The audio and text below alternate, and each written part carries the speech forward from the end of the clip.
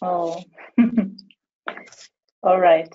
Let's start, and then whoever wants to join just misses my introduction, which is not the important part anyway. So, hello to everyone that joined. I'm Leah. I'm a community manager here at MAXQDA, and I would like to welcome you to now our fourth research session.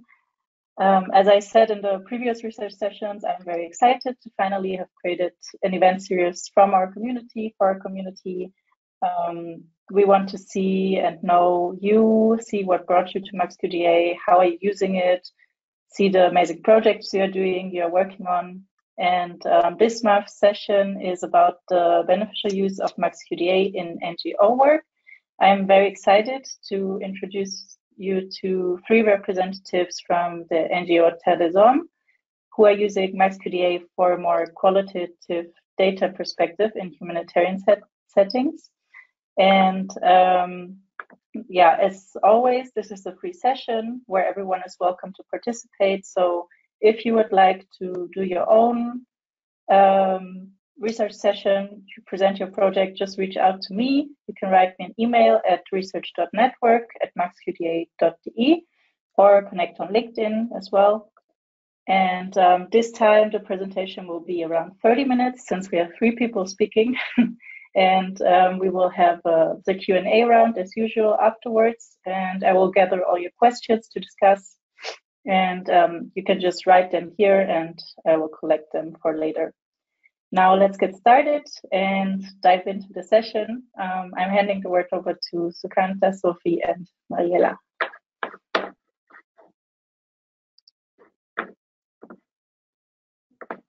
Hi everyone, I'm Shukanto, and I'm a regional quality and accountability advisor for Asia, and I work for PDH. So to start at the beginning,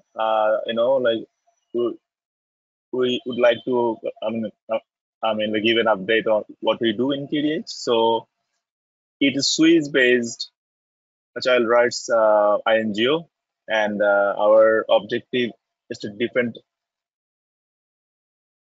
rights of children, and we would like to listen to the children and also involve them in our work. We have 3 main programs mainly. We work for health, we work for migration, and we work for access to justice. So these 3 are our approaches of our programs. But apart from that, we also have some transversal approaches, which is child protection and also climate change, ICT for development, and WASH. In total, we work in 34 countries, and it's covered in 4 regions. So it is in a nutshell about PDH. So now I hand over to Sophie.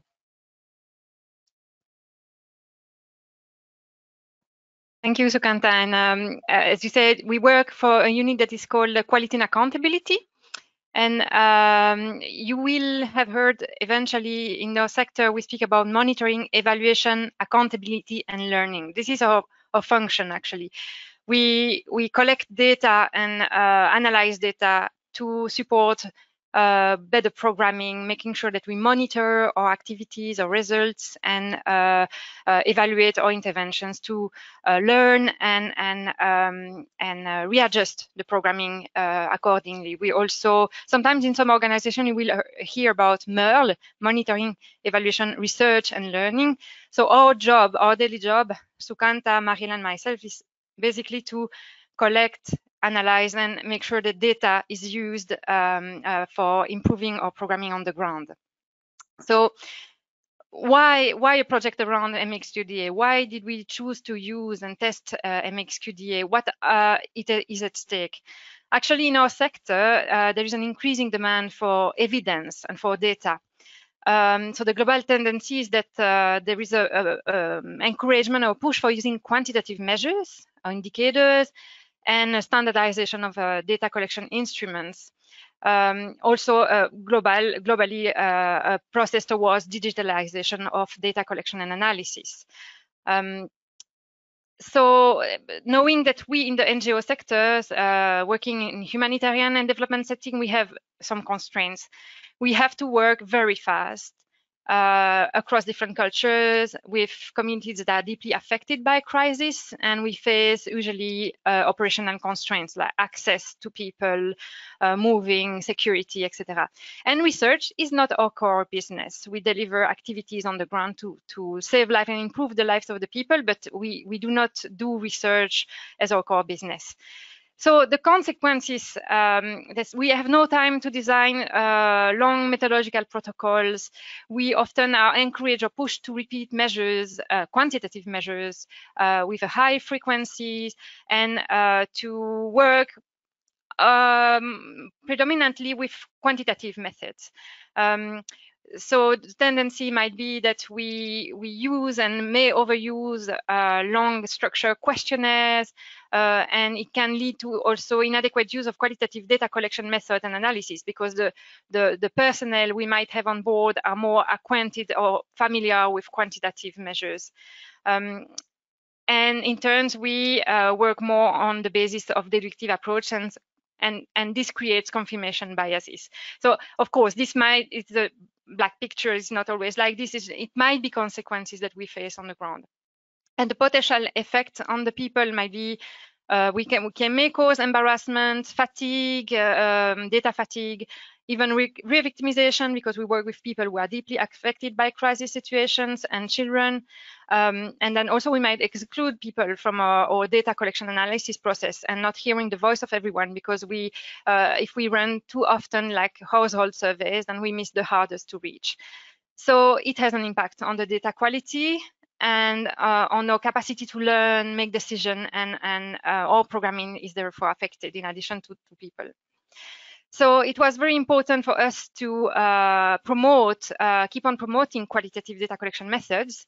And we started with the beginning, like producing very accessible methods, guidance, on, for example, how to conduct a focus group discussion with children, how it is different compared with adults, and how to run it. Also, we then started reminding what it means to run a thematic analysis, what are the steps, how to do that. And we published this guidance that is accessible to our field staff in IM Portal in collaboration with NGO. It's a partner of us, and they are producing toolboxes that are very accessible on different topics, and we contributed on this one. And we introduced also the topic on analysis with a special software.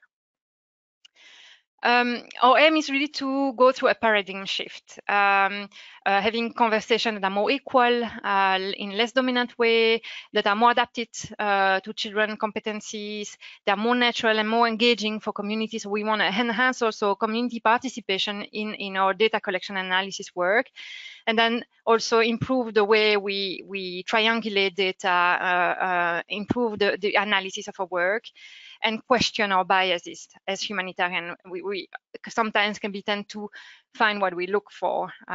So like challenging all of this. And today we would like to present 3 cases because we used MAXQDA as an entry point, actually, because we think that in this global process of digitalizing and with the fact that we have to work fast, demonstrate the robustness of our work, resorting to a qualitative analysis software was a must, and it's also very encouraging for our colleagues. It's a new tool that they are learning on, and it's very engaging and motivating. So we wanted to enhance the effectiveness and the quality of our work, namely by using qualitative data analysis software. And our first project is Burkina Faso. So we collaborate with a Ground Truth Solution, that is an organization specialized in research on the ground in humanitarian context and in advocacy. So we contributed in establishing a methodology that would be suitable for children. So it was based on the focus group discussion mainly in 9 localities affected by the conflict, and we were 7 NGOs contributing to this piece of research. Working with children aged 10 to 17 years old.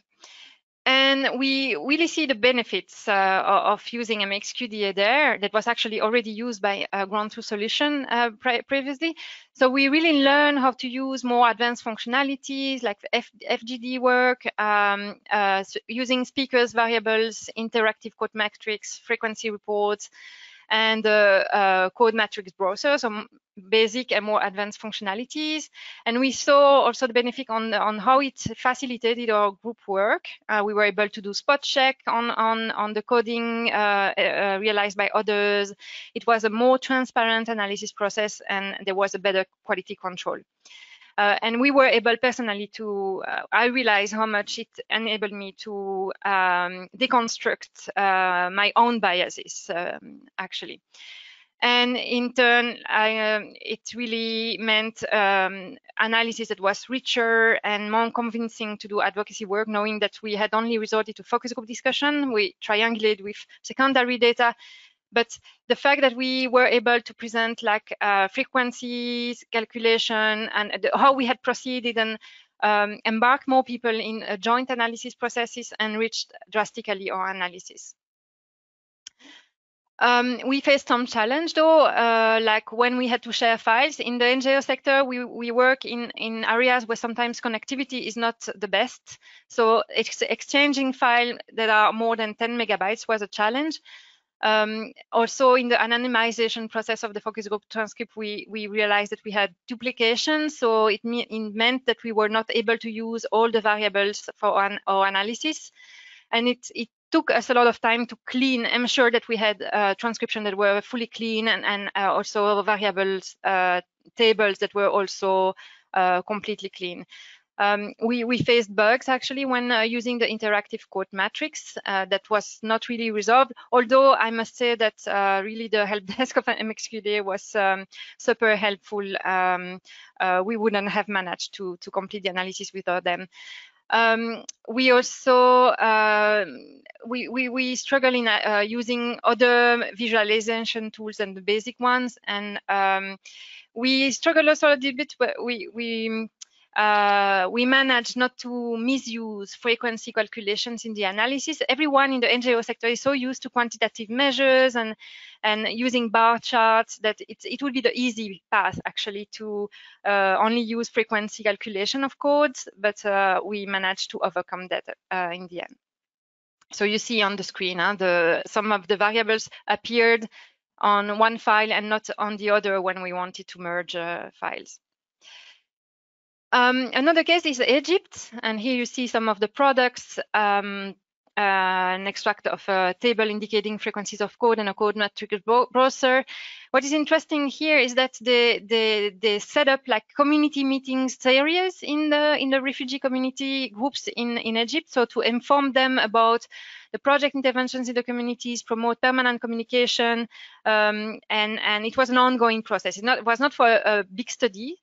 And they wanted to show like progress, changes by engaging regularly community discussions. So it's another way of using MAXQDA and for continuous work. And the outcomes that they saw, and unfortunately my colleague is not there to speak, and I will speak on her behalf, but they felt that the process was more agile and faster, and that they were better able to capture people's voice and reflect on that with nuanced expression of satisfaction, non-satisfaction. So they were more accountable to other people, and then they found it was the analysis reports that they were producing was better accepted by the colleagues, the program teams, who have to take eventually decision and adjust the intervention. So they were able to share findings in more attractive ways, and it was actually better used in the practice. On the challenge side, in our sector, staff turnover is quite high. We work on the basis of short funding cycles, and people are going and coming. So there was a loss of history. We hadn't set up like a information management system for making sure that all the MAXQDA files were kept in the same place when possible, considering data protection issues. And then managing the accounts was a challenge. and also maintaining capacity, internal capacity building as people are leaving. So they organized like extensive training on the use of MAXQDA, and all the people now are gone. So they also struggled to explore advanced functions, and they felt some resistance because some people coming from other organizations may have experience in using other tools like AIR, for example, or NVivo, and or we also struggle to use different systems together and make them work together. Like we work a lot with Kobo. You might know this digital solution, mainly used for quantitative data, actually. And I'm going to give the floor to Mariela. She will tell us about how they use MAXQDA in Europe. Okay. I am presenting the Europe case study, which was an impact study that we conducted to assess short and medium-term impact of mental health and psychosocial support, MHPSS, provided to the Ukrainian refugees in Moldova, Romania, and Hungary, or the neighborhood countries. After the war started in Ukraine, TDH was involved in an intervention that aimed to assist the refugees in the neighborhood countries as well as in Ukraine inside the country. And after 1 year of this intervention, we conducted a study to evaluate the impact of this intervention, mainly focusing on the MHPSS, but also analyzing and evaluating other research components, let's say, intervention components. So the research questions for this study was centered around a sense of safety, self-regulation skills, ability to identify and address risk. Connectedness was another research question, and social bonds and relationships, and also satisfaction levels with living condition and TEDESOM activities. And this one was the only quantitative method used to understand this research question. In the following table, you can see here the complexity, let's say, and diversity of the data we obtained from the qualitative methods. There were 3 countries with a very diverse demographic composition of the study participants, including our staff, mothers with infants, adults, children, teenagers, and youth. We had a team of 8 researchers working with this study, 2 or 3 per each country, and a variety of other TDH field staff members who acted as data collectors and facilitators.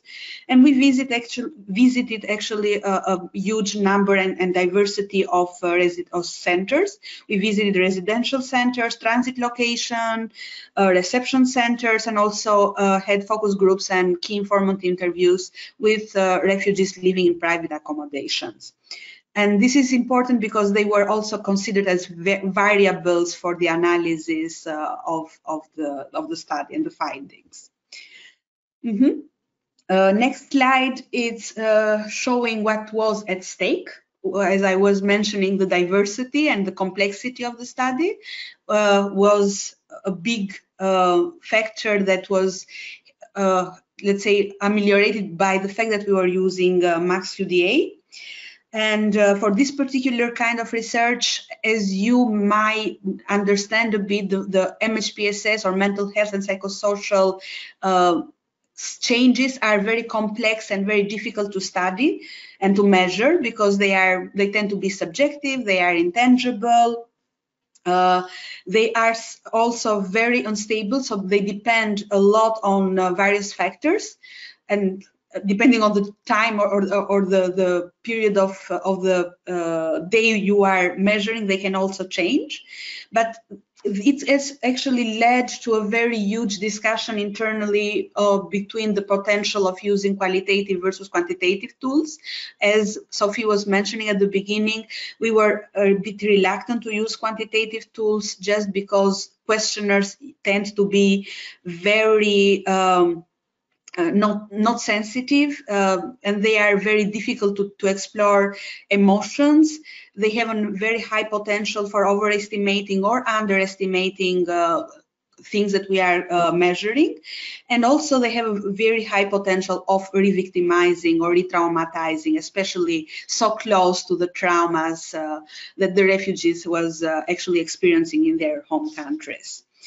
And other things that we considered that were a bit in alignment with what Sophie was mentioning as challenges for our entire sector, let's say, or MEAL and MERL, or quality and accountability line of work, is the resource allocation. We are always kind of having big issues with time and budget to do our research, especially because, let's say that our research is not the core component of our work, and sometimes we have to accommodate our people, our staff members in MEAL have to accommodate research tasks into hundreds of other project-related MEAL activities, monitoring and evaluation activities.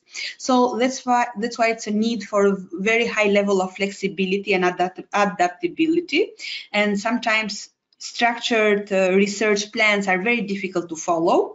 So we need to be really, especially in the emergency situation with the war changing and the situation changing very rapidly, we have to be adapt to changing circumstances and new priorities in relation to the research as well.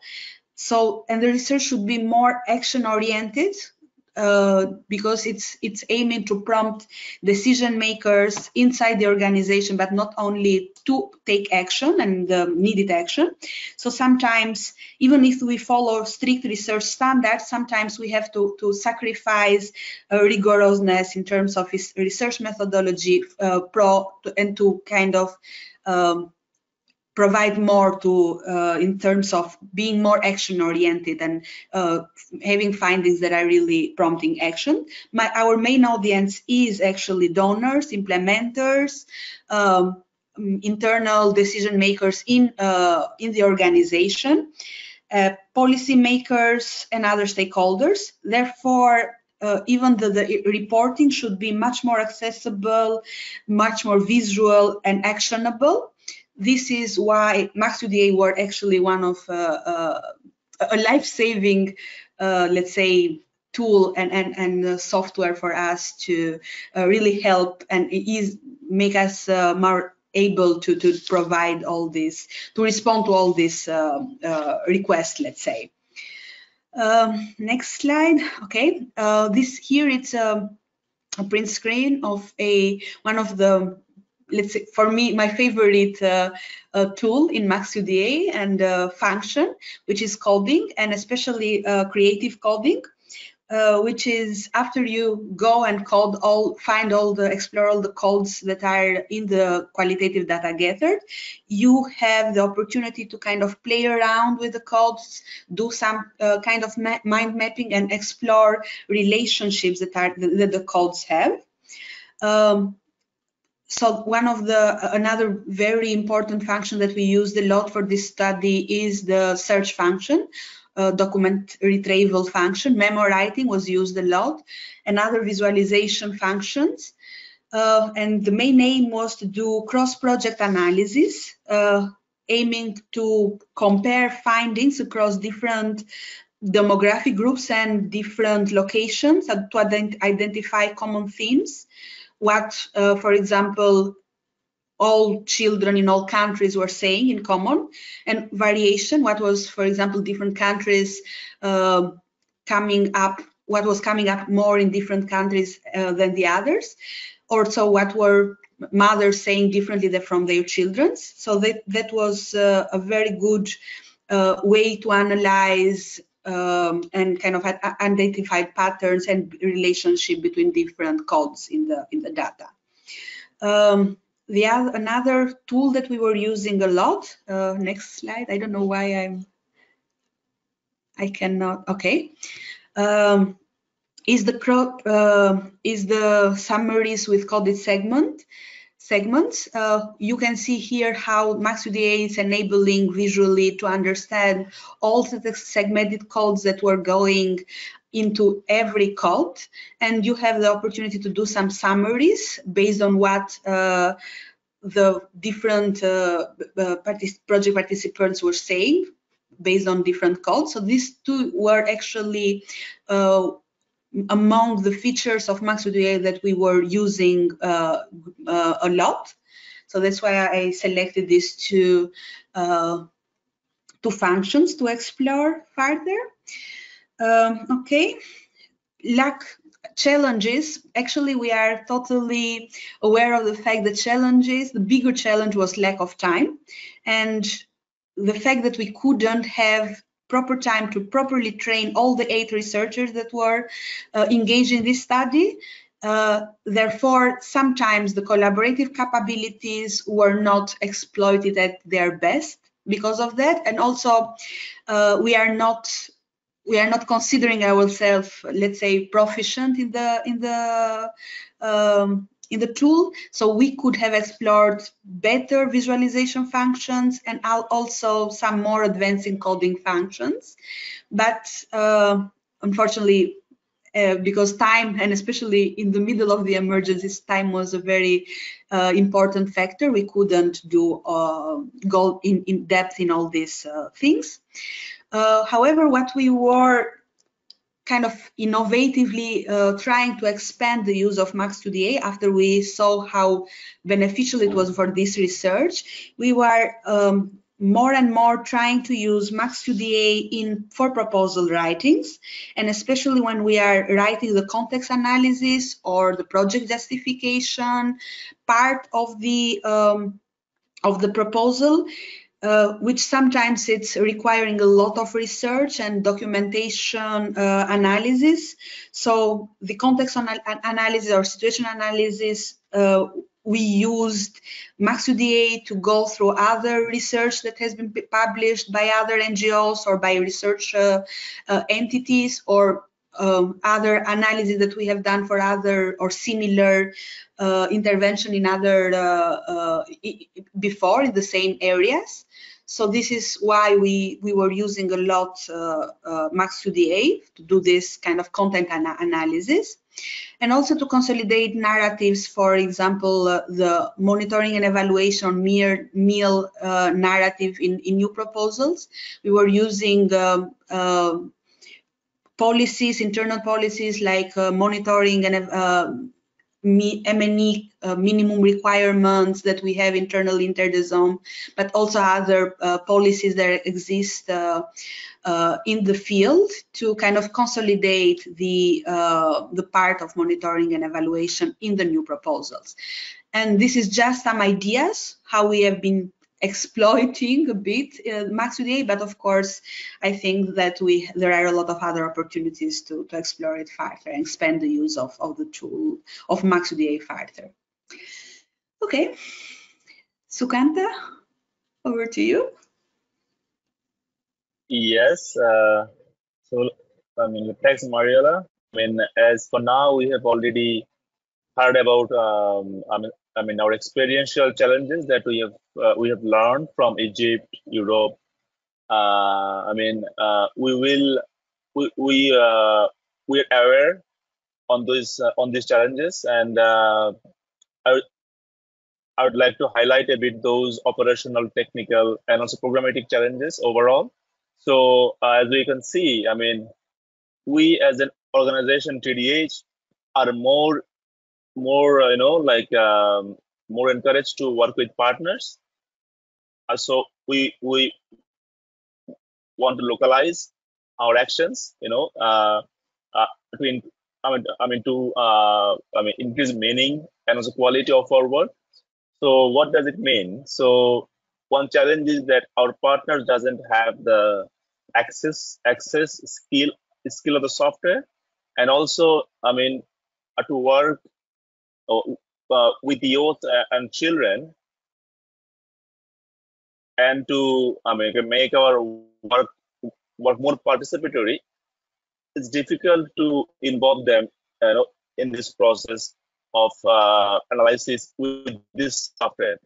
So as Mariela said, we work rapidly changing and also often messy environment where we need to collect data quite fast. So at that time, we actually don't have enough time to collect data and also spend time on analysis. So it's a big challenge for us. As also explained by Sophie earlier, although we want to train people on this software, but often they leave and they also actually leave, with the knowledge they acquired in the organization. So, which means that sustain the learning in the organization is often a challenge. But it's one thing was really helpful. As Sophie said that, MAXQDA help this function was really helpful. Often we see that sometimes our colleagues and staff sometimes are not so much interested to adopt new software as they already are working with some other like DDoS, Atlas TI, and Vivo, or etc. So the interest to learn another new software is often learn new softwares.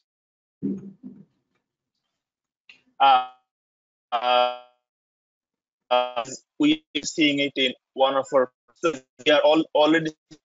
So we are also a bit skeptical about. Sukanta. Also a bit skeptical about the also because we are sure that how the software. Yeah. Yes. Yeah. Your connection is Hello. failing a bit. Can you hear me?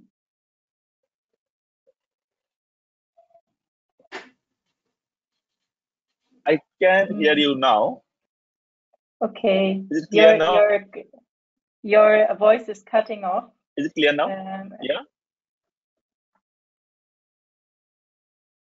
Let's try. Is it try okay now?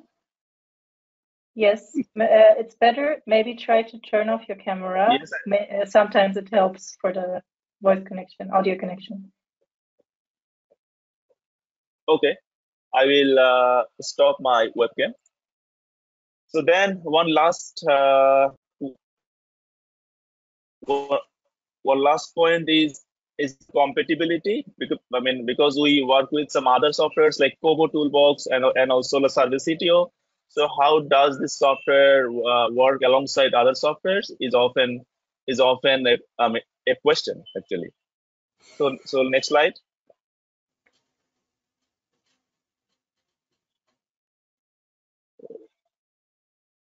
Next slide, Sophie. Yes. So what is our perspective in the future? In the Asia region, we have a plan, to use the software MAXQDA to maximize, the analysis of data, and in this process, we have network licenses for around 20 licenses we have. And we have planned like training sessions, and we have already done 2 sessions with our male staffs in Asia region, and we have plans to give them on-the-job support and also peer support, so that they can also learn while they do the work. Yeah. And to at a glance, show you the type of studies that we have in the pipeline in Asia. For instance, like baseline and endline assessment, annual assessment, and learn. We also want to make a synthesis using MAXQDA of all kind of learning reports we have. We want to see what kind of learnings are there and what are what the major learning we have in all our programs.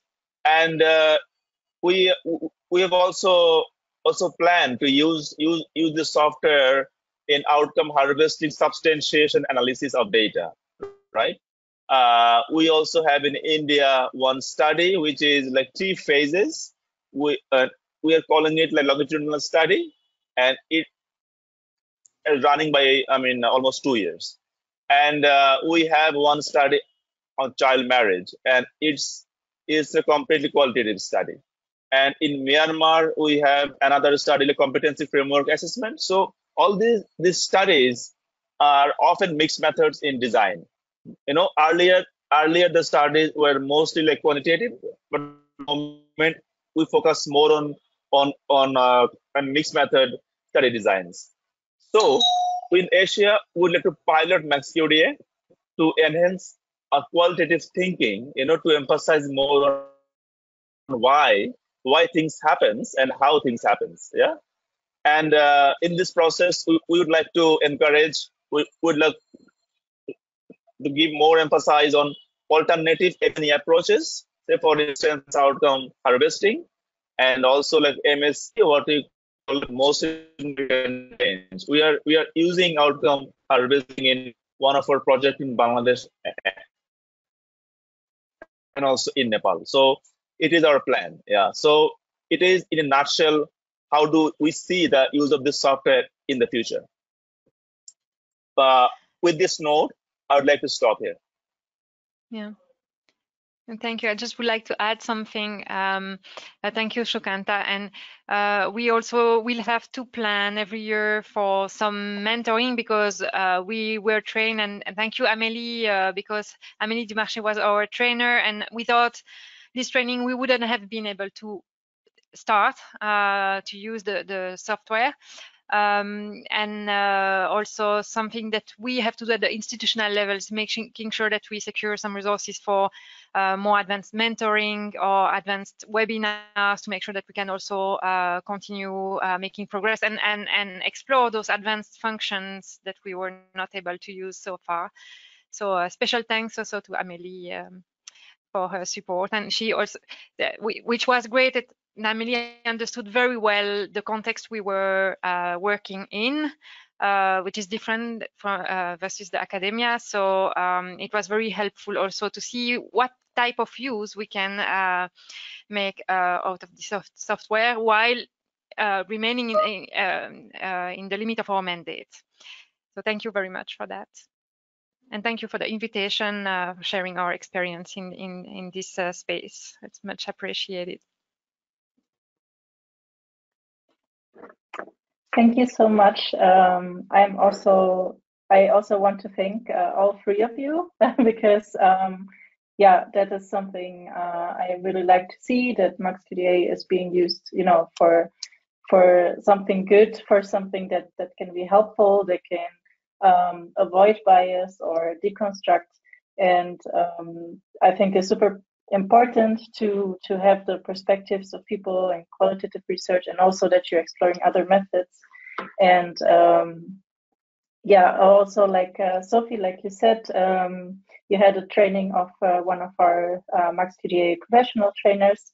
And yeah, I would like to encourage everyone personally, or also if you are working in an organization, to make use of this training, because it can really help to get to know the software apart from our online resources that we also have. But it's really important to get that training if you plan to conduct such big important studies as well, and construct the data that you need, collect the data that you need. Yeah, so I would go over to the Q&A and see what the participants wrote here. Okay, we have Amélie. They just said, hi everyone, good to see you. And Temba said, greetings from South Africa. I am Temba. So we have participants from all over the world in our sessions, which is really nice. Amélie said, it was a real pleasure working with you all. Thank you. So if you have questions, you can post them in our question section. Or you can also ask to be unmuted manually, so I can unmute you and you can say something or ask a question if you wish.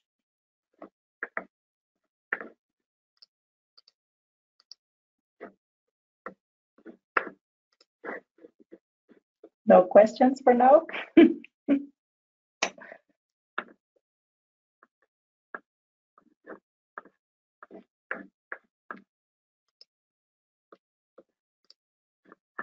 Okay, I have a question here.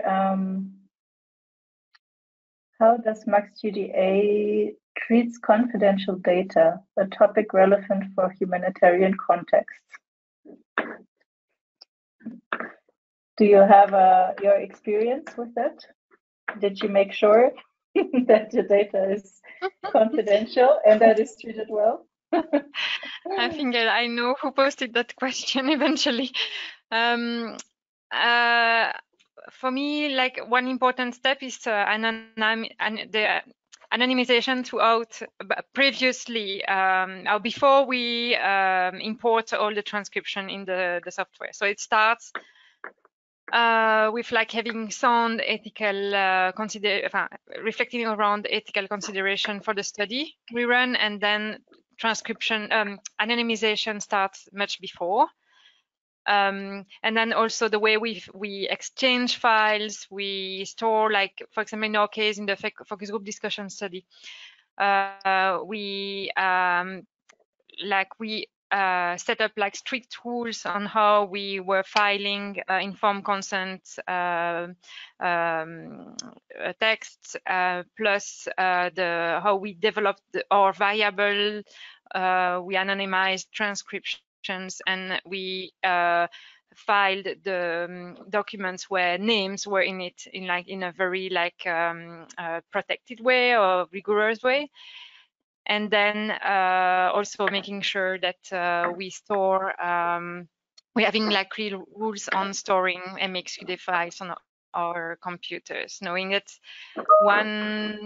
one thing that we learned is that it's better to use locally stored MAXQDA files and not having them on or OneDrive or SharePoint to avoid bugs. So in the case of our study, we had precise rules that we had to follow, not only linked with MAXQDA, but for the whole research process. I hope I answered the question. Yes, thank you, Sophie. That's actually everything correct. So you can anonymize data in MAXQDA. You have an anonymization option. I posted a link for you, for everyone in the chat, where you can read more about it. And also in MAXQDA, all your data is stored locally. So yeah, the way you share it also is very important. Yes. If I just continue a bit, at least for our case, it was not a need to link the information to the names of participants, of research participants, but mostly to bigger variables that we were using for the analysis, like gender, age, country of origin. So, and these are not very, so when we uploaded all the qualitative data into the MAXQDA, they were already anonymized, and the only variable that we were recording was gender, age, and country, and maybe also the type of the accommodation, if it was a residential center or a transit location. But yeah, so there is no huge risks as with other quantitative data analysis tools for I would see, at least when we are analyzing and using qualitative data versus quantitative data. There are no huge risks in terms of data protection, I guess. Thank you, Mariela. So the next question, I think, is linked to the challenge you described of people in different organizations using different programs and tools. The question is, how long does it take in average to master MAXQDA? I mean, master is one thing, but yeah, how long does it usually take probably to have the basis for you to work with it in terms of like in comparison to other tools as well? Well, I think it's pretty intuitive in terms of when you see it once, you can always think of ways of how to use the same functions again. So it's not a big, but still it's practice make perfect. The more you use, the more you remember, because sometimes, for example, I was finding myself thinking or knowing that something was possible in MAXQDA, but time to really go to where to look exactly which function and where to find it and how to do it. So the memory was not there. So even Googling for some, just to avoid all these support things that are in MAXQDA was a bit of a life-saving approach to find some functions and know how to use some functions. But of course, life practice make perfect. And the more you use, the more you learn. You know how to use it. But it's pretty intuitive, I guess, also. So some things are very easy to find just using your intuition. I agree, and we organized a series of 5 webinars to start with, and to explore actually the topics that we felt would be more useful for the type of work we do, like group works, like mixed methods, focus group discussion, and then all the basics, like from importing document, creating a project, importing documents, and the basic coding functions. I think what is determinant is also the level we can have in thematic analysis and qualitative analysis theory before. If this is not mastered, then it will be very complicated to explore and know all the functionalities of MAXQDA. And then what is also crucial is having like a good project, study project, research project. And it's really, as Mariela was saying, while practicing, having to test certain functions, face errors, resolve issues that we really learn practically. So, but with 5 webinars, I think we were, with Amélie, we were quite well equipped to start with, and some mentoring to help us resolving issues that we were facing on the way. Yeah, that's very good to know. I would also like to mention that we have a lot of learning offers. So if you're interested, if you're new, if it's the first time you hear about MAXQDA and you want to learn, there is a lot of offers on our website. We have workshops, we have webinars, we have the manual which you can go through and see all the different functions and learn about it. And we also have a YouTube channel with video tutorials, which are very easy to watch and easy to learn. So yeah, there's a lot of offer on the website where you can find the basis to get started. Okay, there's another question here. How did you record the participants, audio or Scribbler?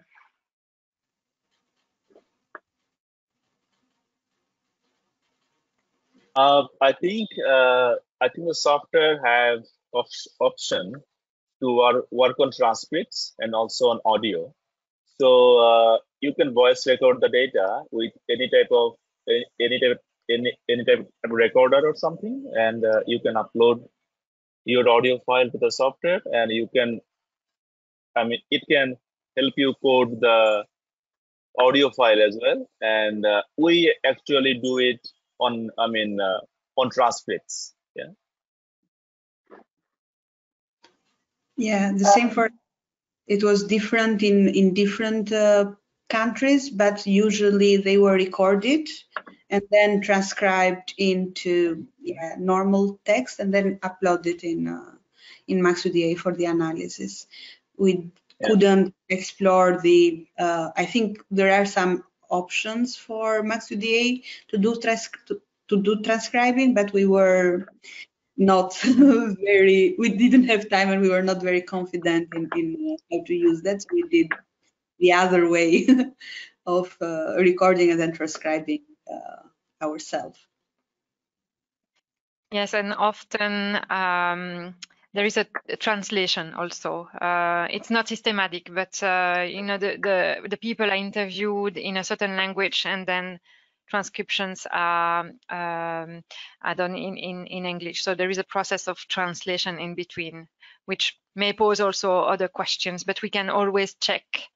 We do spot check with the recording to see whether the translation was okay. But usually, I think that like often we work with transcriptions, written transcriptions. Yeah. Thank you. I hope that answered your question, Temba. If not, you can feel free to post again and I will read it out. I think the next question is also from someone in the NGO context because it has some abbreviations that I don't know. So can we use this software for case management follow-up and also for ANC and PNC follow-up? Yeah. Well, I mean, like this question is a bit out of the scope of our, I mean, at least of my understanding. ANC is for antenatal checkup and PNC is for the postnatal checkup. So it's a health service like MNCH health service. So it depends on your answers really. If you have follow-up kind of interviews, so you have data which are text maybe, or if you have like numbers, you can also, because software allows you to analyze numbers as well. So you can also have this in MAXQDA, but it depends on your I mean, like a research question. What do you want to answer? Yeah. Yeah. Again, and if I'm going to add here, the tool, it's a very easy. The MAXQDA is a very powerful tool to do to navigate into a huge amount of qualitative data. And for case management, it might be the case in some of the, if we are having a very long implementation or a very long case, but sometimes it's individualistic information, so it's not a huge amount of information that you need to navigate. Of course, if you are having a lot of information for one single case, and then the other problem might be a bit with data protection, so how you are using it for one single case and how or what kind of analysis you need to do in it's a case specific or it's a phenomena kind of analysis that you want to do. So if it is a more generalizing information and analysis, MAXQDA is a very good tool, according to my opinion, and software. But if it is case-specific analysis, might be having I might be having some questions to use MAXQDA. I don't know. Yeah. Okay, thank you. Okay, next question is, thank you so much for the webinar. As I saw one of Sukanta's slide about the planning in Asia, may not be a question, just want to know the information about the providing of the training session. Is it for all staff or has criteria to participate in this training section? Or are there other resources that we can access the source to participate in the training session? So somebody, I think probably from Terre as well, maybe would like to have a training session. Yes, she's is my colleague from Myanmar. So to answer your question, Nin, we are having I mean kind of set of webinars with colleagues who are working as mill leads in the country. So we are working with mill coordinators or managers, you know, and officers sometimes. But we are not yet giving the training to all staffs, because it is not worth it if you don't analyze data, right? So if you analyze data, I mean, the ultimate plan is that we train a set of staffs, and they also train some other staffs in the department, you know, so that so that the learning is actually like cascaded down to other staffs if needed. Yeah. What we can propose here, because if you are very interested in learning about MAXQDA, is that we have all this material that we've collected on thematic analysis, but also the webinars of last year were recorded, and we can give you access to the webinar in addition to all the resources that are posted on MAXQDA websites. And as Mariela, I had also to watch YouTube videos and look in the online manual. So it's very helpful and easy to also understand. So.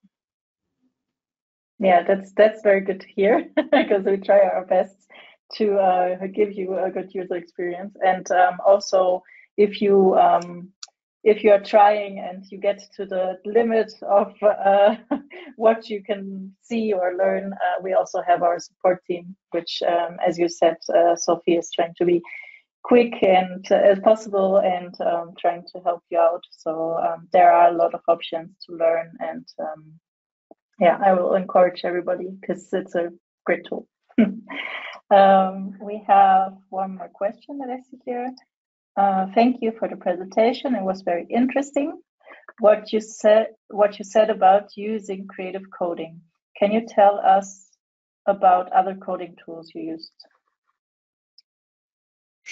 Okay, creative coding was one of the easiest for me, and one of my favorite actually coding tools.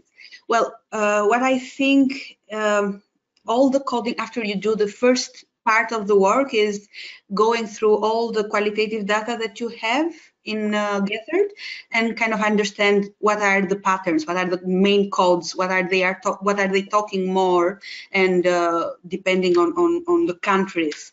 After it's a kind of mind mapping. So all the visual tools that you are using in terms of coding, it's how codes are linked with each other. There are some, I didn't take a picture of those. There are some very good other creative, other coding tools that you can use.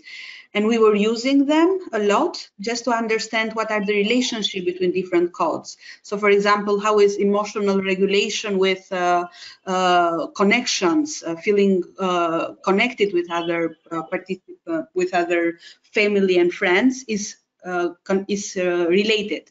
Is a strong relationship or is a weak relationship? It's stronger in adults or in children. So this kind of analysis, is done easier by the visual composition of the coding functions. There are several coding functions. That one was one of my favorite because I really like to have the visual representation of what is there, what are the findings.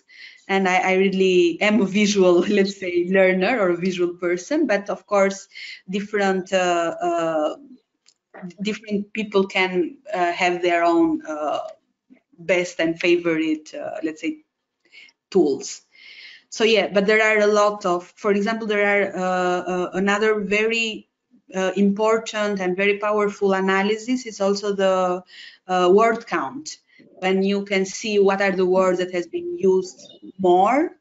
Also, it's another, I'm not remembering now very well the name of the code of the function, but it's a portrait of the documents of all the focus group, for example, and you see what are the codes that are more visual or used more in a document. For example, to see, for example, if children are talking more for emotional regulations, or parents are talking more for about connectedness. So these kind of things are very are very beautiful, are very powerful tools and functions in MAXQDA. I don't know if I was responding to the but yes, I think so. What you described is called the document portrait. It's very wonderful to hear that you like to use the different tools, because I'm also a super visual person, so I get it.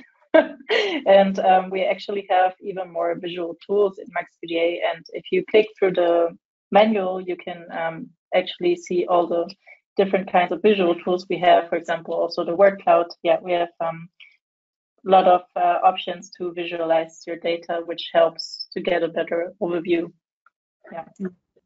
Yeah, well, we have been kind of understanding and going through all these tools in the training, but the actual time, the time was a very huge factor that really. So if we had more time, we would have done much more analysis and much more, much more tools than we use. Yeah, maybe next time. Yeah. So it's a ever-learning journey. Definitely. Yes, I'm also. I thank you again so much for the session. It was super interesting, and I would like to also keep in touch with you. I mean, Sophie, we've been in contact, so maybe about the blog you're writing, to also put it in some way, your work, on our website, so our community can see your work and can follow your work, and maybe more NGOs, more people in humanitarian settings will use MAXQDA, will use qualitative data, which would be, I think, a great step in a different direction. Okay, so Thank you there, very much. yeah. If there are no further questions, or maybe you also have a question or would like to say anything? No? Okay. Then I would end the session here. Exactly, we did exactly 1 hour. Amazing. Okay, so thank you so much for your time, and see you in the next research session, I hope. And also want to say again that if you want to present your project, feel free to write me, to connect on LinkedIn, or write to research.network@maxqda.de. And yeah, hope to see you all again very soon. Thank you. Thank you, everyone. Thanks, everyone. Thank you. Bye.